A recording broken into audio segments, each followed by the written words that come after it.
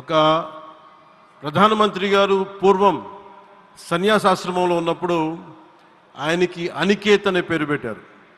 అనికేత్ అంటే అర్థం పరమశివుడు, ఇల్లు లేనివాడని.